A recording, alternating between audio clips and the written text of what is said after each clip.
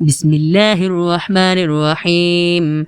ياسين والقرآن الحكيم إنك لمن المرسلين على صراط مستقيم تنزيل العزيز الرحيم لتنذر قوما ما أنذر آباؤهم فهم غافلون.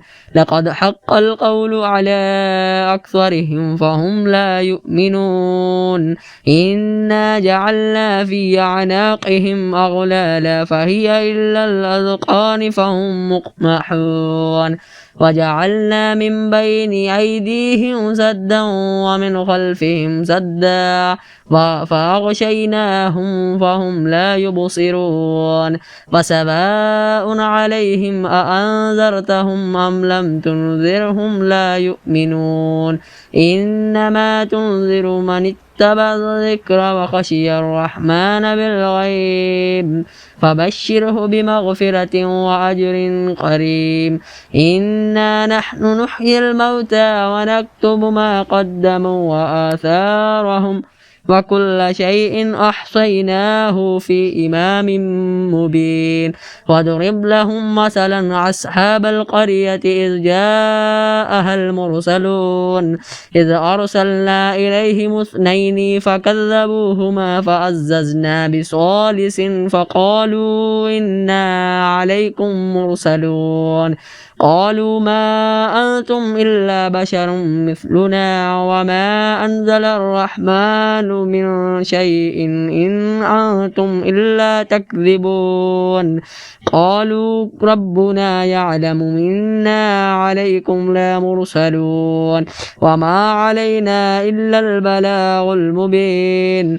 قالوا إنا تطيرنا بكم لئن لم تنتهوا لنرجمنكم ولا يسمنكم منا عذاب عليم. قالوا طائركم معكم أئن ذكرتم بل أنتم قوم مسرفون. وجاء من أقصى المدينة رجل يسعى قال يا قوم اتبعوا المرسلين اتبعوا من لا يسألكم أجرا وهم مهتدون. وما لي لا أعبد الذي فطرني وإليه ترجعون. أأتخذ من دونه آلهة إن يردني الرحمن بضر لا تغني عني شفاعتهم شيئا ولا ينقذون. إني إذا لفي ضلال مبين. إني آمنتم بربكم فاسمعون.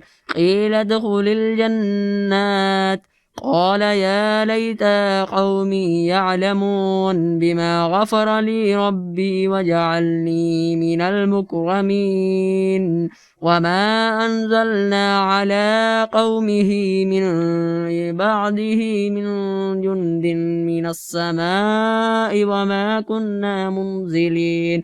إن كانت إلا صيحة واحدة فإذا هم خامسون.